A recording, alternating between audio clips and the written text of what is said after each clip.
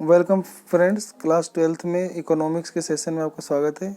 ये हमारा आज पेपर हुआ था, ठीक है, 17 मार्च, ठीक है ना, 17 मार्च 2020 का पेपर 23 का पेपर है ये, ठीक है। तो इकोनॉमिक्स का पेपर है, 80 नंबर का, 3 घंटे का था, ठीक है। तो इसके अंदर ये जो मेन चीज़ें थी ये आप पढ़ सकते हैं, ठीक है।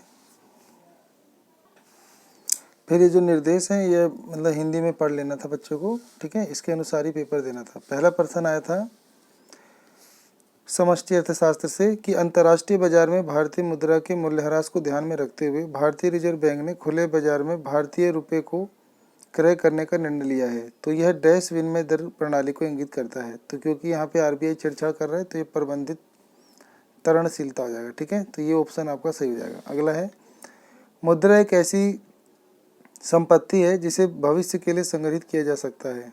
तो दिए गए कथन को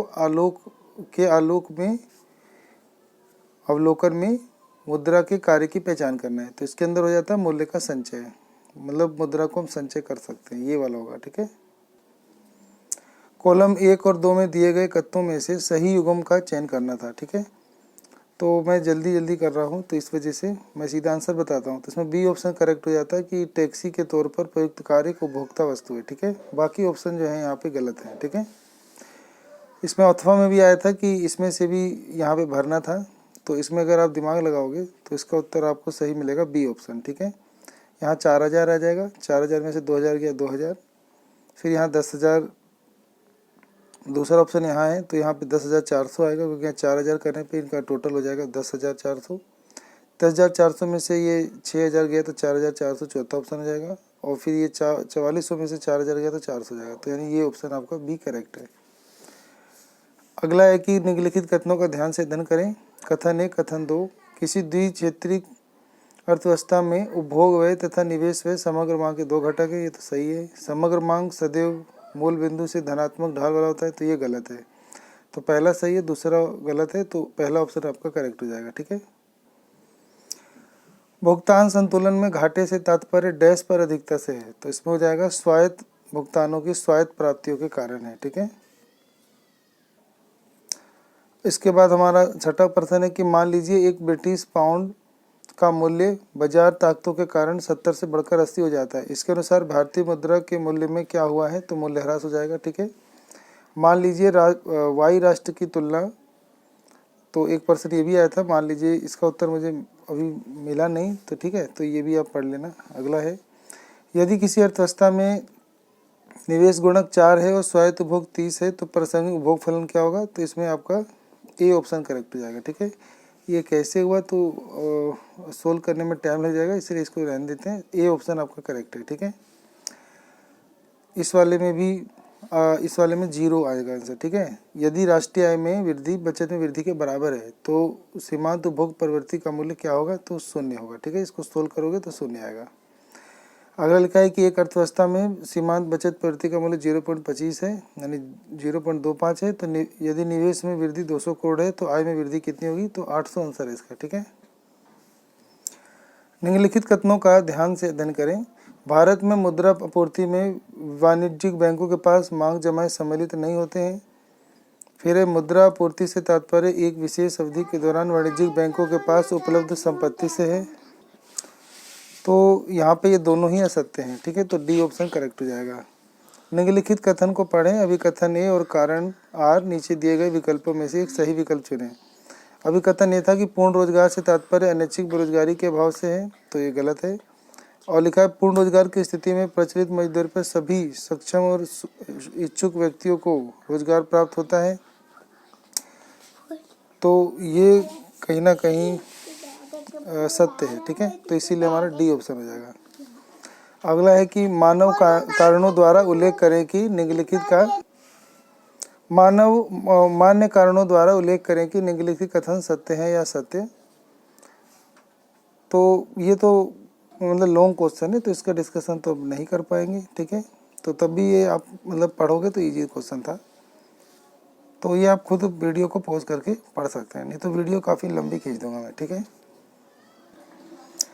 तो एक 4 नंबर के ये देखो इजी क्वेश्चन आया था, ये भी इजी था, ये थोड़ा ठीक ठाक था।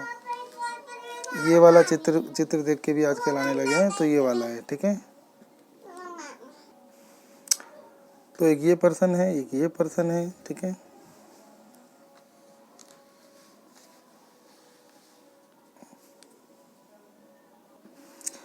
यहाँ पे खंड खा पढ़ लेते हैं। भारतीय अर्थव्यवस्था का विकास। पहचान करें कि पर्यावरण के संदर्भ में निम्नलिखित में से कौन सा कार्य असत्य है। तो ये भूमि अपचय असत्य था, ठीक है, तो सी ऑप्शन करेक्ट था। अगला है निम्नलिखित कथनों का ध्यानपूर्वक अध्ययन करें। कथन 1, 1950 के दशक में चीन में महान सर्वहारा सांस्कृतिक क्रांति का आरंभ हुआ। तो ये सही है। और चीन के विकास में मुख्यतः उत्पादन क्षेत्र का ही योगदान है। तो ये वाला जो है गलत है। पहला सही, दूसरा गलत है, तो आपका ए ऑप्शन हो जाएगा, ठीक है। निम्नलिखित में से असत्य कथन की पहचान करनी थी। तो इसमें सत्य कथन ये वाला था, पाकिस्तान में एकल बाल नीति का मानदंड अपनाया था। तो ऐसा तो हुआ नहीं पाकिस्तान में, सबको पता है, ठीक है। प्रथम चरण में आरंभ की गई हरित क्रांति के दौरान उत्पादन केवल डैश तक सीमित था। तो गेहूं और चावल ही तक सीमित था, ठीक है।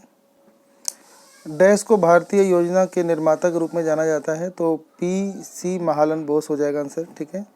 भारत में ब्रिटिश शासन के अंतर्गत भारतीय कृषि उत्पाद में डैश के कारण गतिहीनता का अभाव किया गया था। तो भू व्यवस्था ही मेन कारण था, ठीक है। गलत थी अंग्रेजों की भू व्यवस्था, ठीक है। अगला है पहचान करें कि निम्नलिखित में से क्या भारत में मानव पूंजी निर्माण की समस्या से संबंधित है। तो इसमें पहला समस्या है प्रतिभा पलायन, दूसरा है निम्न शैक्षिक मानक और वृद्धिमान जनसंख्या, ये 3 है। और ये सामाजिक दृष्टिकोण में परिवर्तन तो नहीं है, तो इसीलिए सी ऑप्शन यहाँ पे करेक्ट है। निम्नलिखित कथनों को ध्यानपूर्वक पढ़ना था। विशेष आर्थिक क्षेत्र नीति के कारण चीन में प्रचुर प्रत्यक्ष विदेशी निवेश का प्रवाह हुआ था और चीन का तीव्र औद्योगिक विकास 1981 में उसके आर्थिक सुधार का परिणाम था। तो ये गलत है, ये 1978 में हुआ था। ऊपर सही है, नीचे गलत है। तो आपका ऑप्शन कौन सा हो जाएगा? तो ये पहला ऑप्शन हो जाएगा, ठीक है।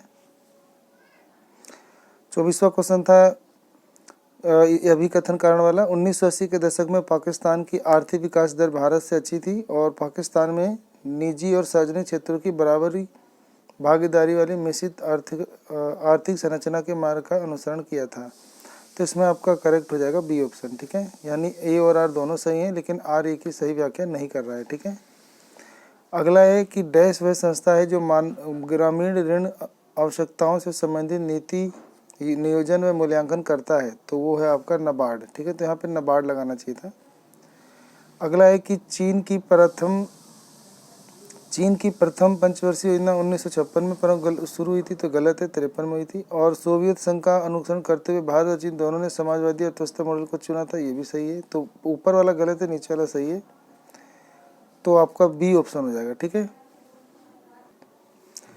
अगला प्रश्न था कि पहचान करनी थी कि निम्नलिखित में से श्रमिक जनसंख्या अनुपात की गणना का सही सूत्र क्या है। तो ये बी ऑप्शन हो जाएगा, कुल श्रमिक बटे में कुल जनसंख्या गुना में 100।